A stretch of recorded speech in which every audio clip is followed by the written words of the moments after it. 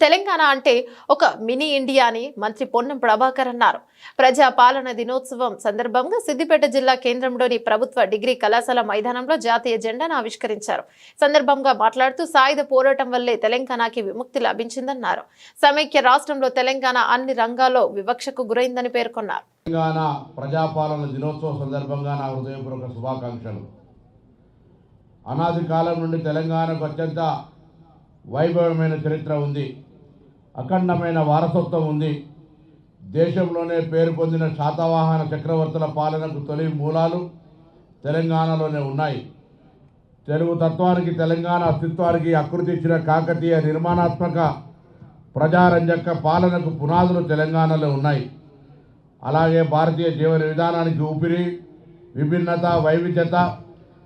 ప్రధాని నెహ్రూ గారు చెప్పినట్టుగా భిన్నత్వంలో ఏకత్వం, భారతీయ విశిష్టత.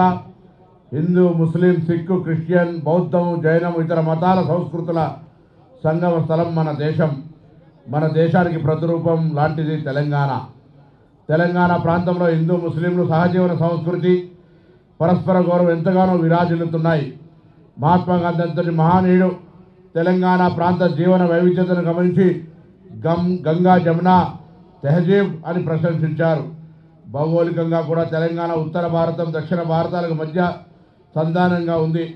తెలంగాణ అంటే ఇప్పుడు ఒక మినీ ఇండియా.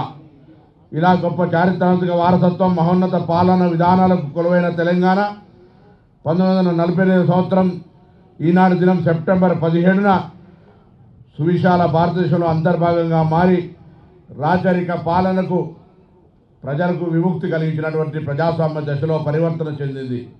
అందుకు యావత్ తెలంగాణ సమాజం అద్భుతంగా కృషి చేసిన విషయం మనందరికీ